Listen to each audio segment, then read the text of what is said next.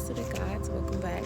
It's late, but I was over here thinking, because I talk about polygamy a lot, but I target a lot of videos just talking about polygamy in general, but also like we need to talk about, of course, most men, we know a lot of men are polygamists, or a lot of men want multiple women, but we're talking about divine. When I'm talking about polygamy, I'm talking about the divine masculine and the divine feminine. We need divine masculines, men that, of course, that know who they are, that are based in objectivity and that are based in truth, that are able to lead not only the women but are also able to lead themselves.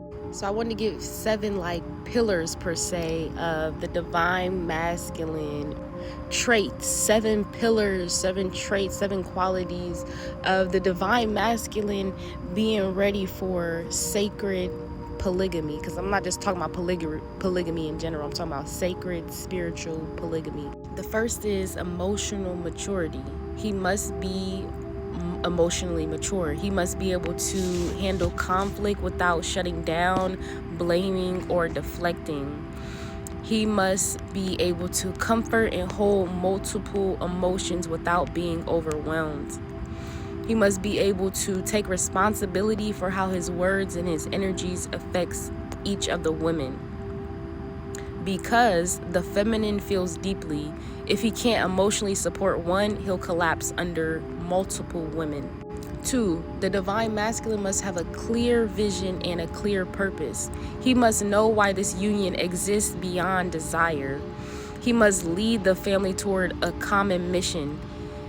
He must be able to articulate long-term goals for the collective.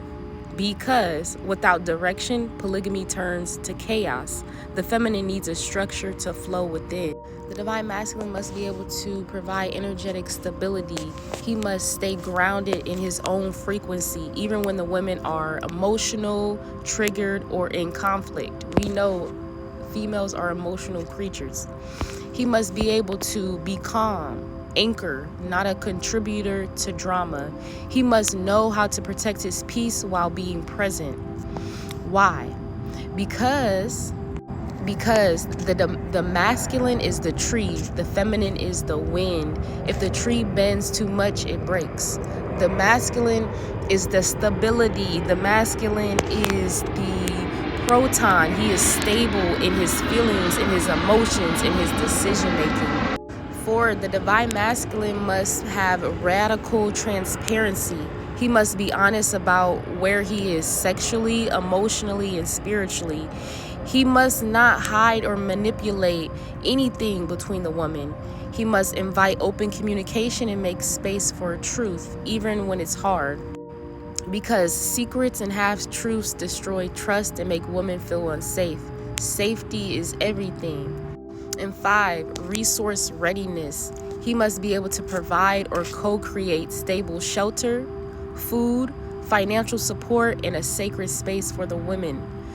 He must know how to multiply abundance, not just desire for multiple women, because the feminine should not suffer or compete over basic needs in the divine union. 6, sacred sexual discipline.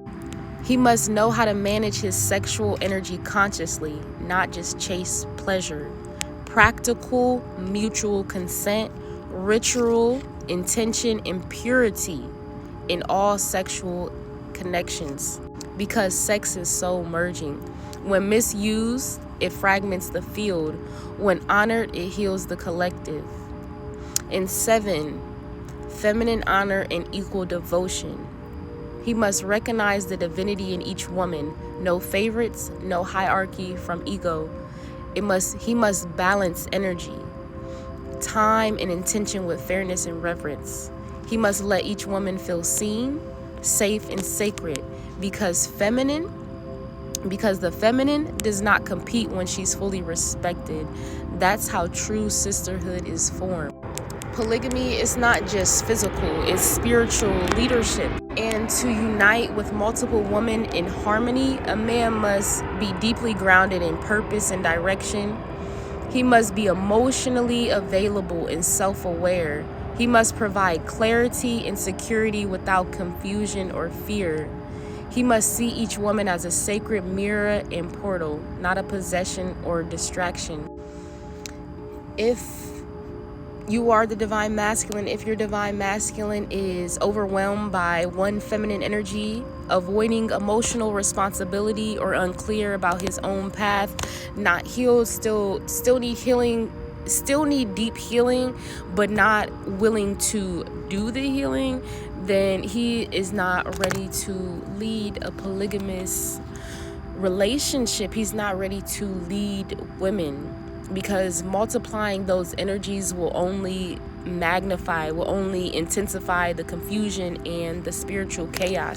It's very, very important that we have divine masculines rooted in objectivity, rooted in truth, divine masculines that are willing to do the healing, that are leaders, that know themselves, that, again, based in truth. It's so important to be based in truth and to be a leader, to have the divine masculine traits. That's extremely important, because a lot of people, a lot of men specifically, like, they want to be polygamous, but there's responsibilities.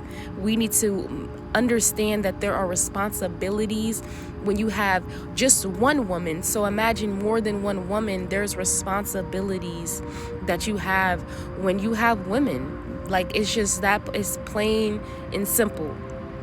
The male is the proton and the lady is the electron. We have the masculine energy that is stable, that is structured, that makes decisions, that's a leader, that's a guardian, that's a teacher. And then we have the feminine energy that is a little bit more chaotic, emotional, intuitive, creative. When we come together, we create a divine, sacred union, but it must be balanced, because the divine feminine cannot be in her feminine energy without the divine masculine fully being in his masculine energy, and allowing her to trust, to know that you're going to lead, to guide, to provide her with that emotional security. So yes, polygamy is extremely, extremely important when we are based in divinity, when we are holding ourselves sacred, when we are based in truth, and when we are based in objectivity. Everything in life is sex. Everything is a sacred energy exchange. What we're doing is sacred.